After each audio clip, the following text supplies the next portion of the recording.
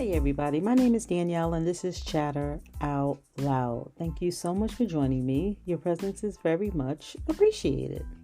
So welcome or welcome back. Today I'm back to chat about Reasonable Doubt on Hulu. This past episode 7, titled Jigga What? Jigga Who? For me, it earned back stripes, so I am fully back on board with this show. I never gave up. Anyway, I'm here to chat a little bit about it. If you're interested in hearing my thoughts, keep listening.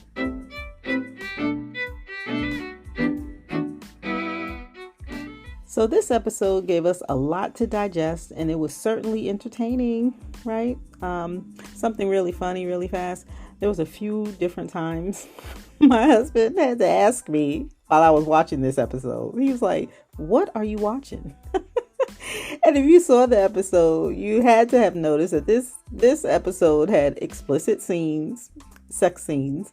And don't get me wrong, I'm not a prude. I have a husband whom I love, and we've been together a very, very long time. We have fun, but this episode was a lot. But again, this series is rated mature, so we should expect a lot. And I guess in this episode, it was very mature. All right. Anyway, the episodes begins with Braden in the car with Sarah, his wife. I think they are headed to court.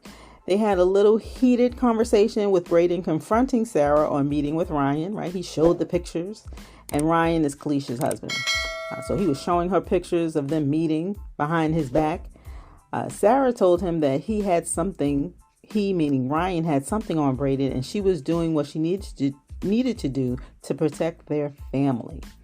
And that kind of like calmed Braden down a little bit. And then Sarah confronted Braden, asking if his affair with Kalisha was just physical or did he really love her? And Braden he didn't directly give her a yes or a no. And what he told her was, "You are my center."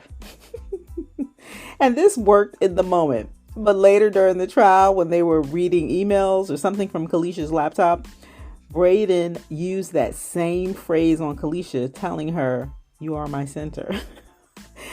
We didn't see the full aftermath of that phrase catching up with Braden.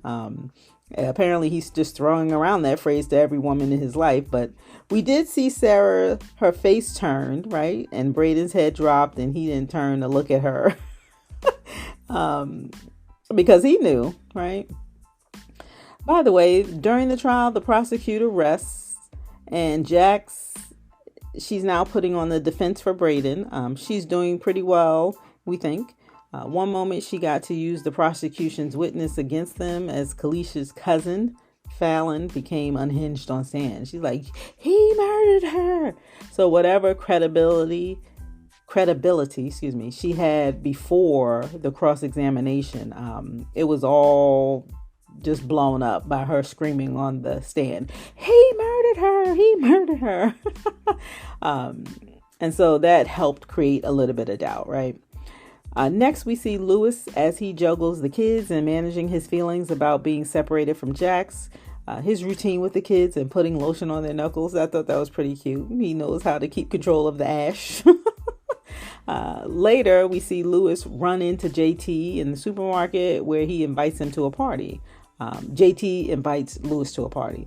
The only thing I want to say about this is that they showed us different points of view where JT was encouraging Lewis to be the man and basically put Jax in her place.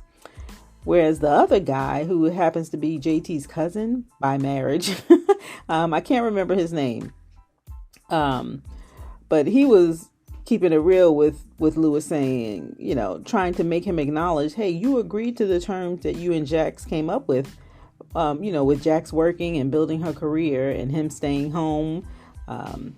And he also suggested that they try couples therapy. Personally, I favored this person's point of view versus JT, but I understood both. Okay.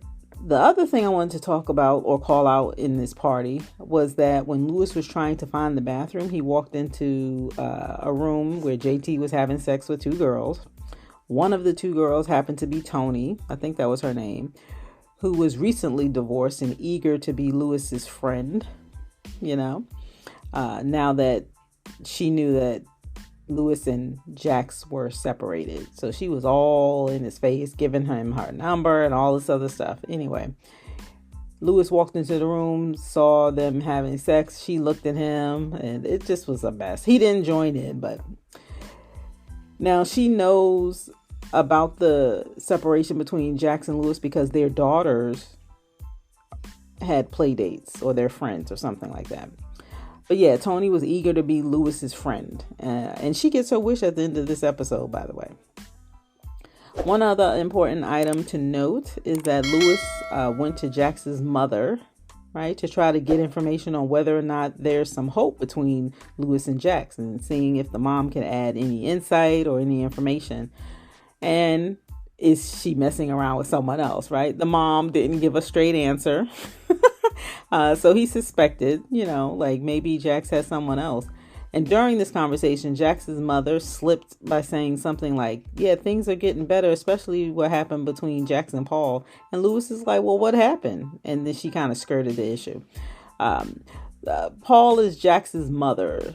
Paul is Jax's mother's husband. I can't remember her name, but so we're getting more confirmation that something definitely happened between Jax and Paul, or should I say something definitely happened where Paul did something to Jax, right?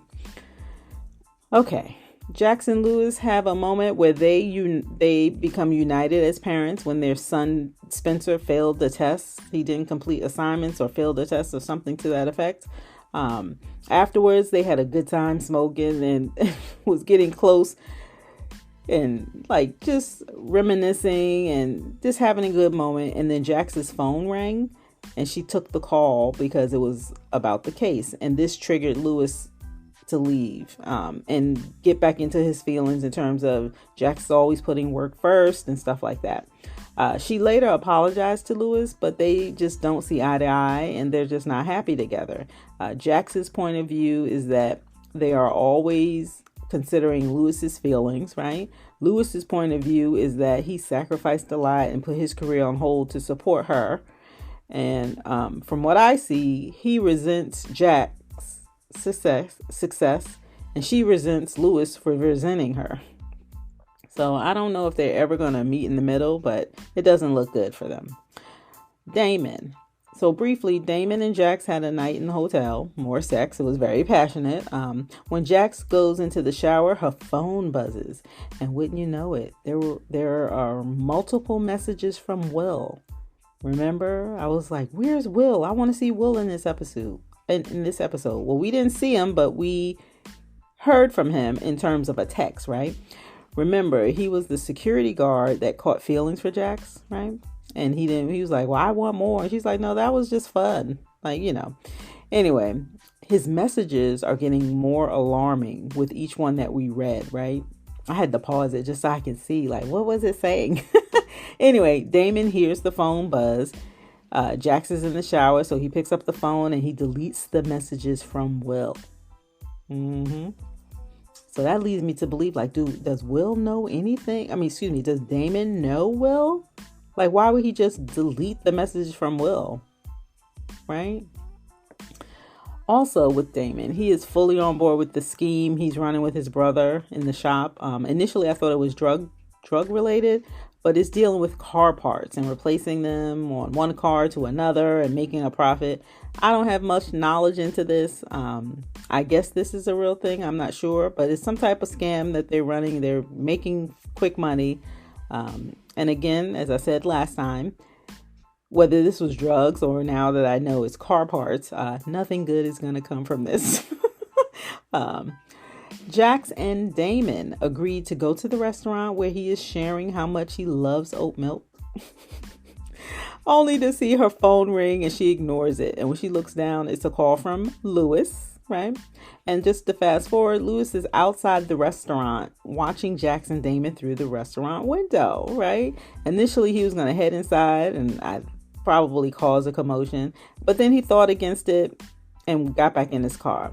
And in the next scene, to end this episode, we see him with that Miss Tony in another explicit scene, more sex. And Lewis deemed that he and Jax are done. So he's had it. That was the final straw. He's done.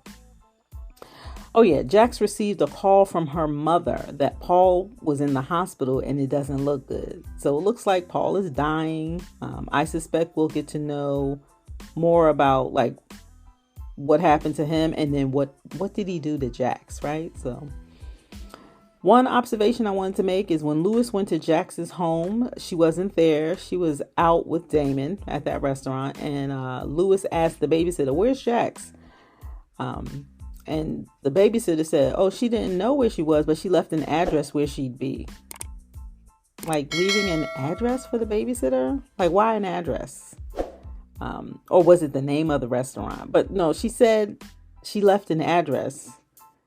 Like, why not a number? I don't know. I just thought that was odd. Anyway, that's how Lewis ended up outside of that restaurant. So the babysitter gave him that information that Jax gave the babysitter. All right. I like this episode. I think we're getting a lot to consider.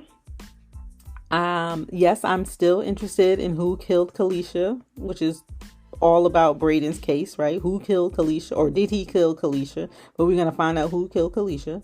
But don't forget, in episode 1, it did start off with Jax being tied up and she was pleading for her life, like, I won't tell, please. So who kidnapped Jax? Who had her captured like that, and why? Also, what did Paul do to Jax? Like, we want to know. So that's another prong, right? So we have who killed Kalisha, who captured Jax, where she's pleading for her life, and then what did Paul do to Jax, right? Those are the 3 main things I think that I could think of off the top of my head that I'm looking forward to finding out. I like this episode and I look forward to the next one. All right, on to the next one. All right, Reasonable Doubt, streaming on Hulu with new episodes every Tuesday. Are you watching? Let me know your thoughts in the comment below. All right, and that's all I have. So be sure to come back and give me a listen. I'd love for you to like, share, follow, comment, and subscribe, all of which will help my channel grow. So thank you in advance. My name is Danielle, and you're listening to Chatter Out Loud. Thank you so much for joining me. And as always, I appreciate your support. And that's all I have. Thanks again for listening, and I'll talk to you next time.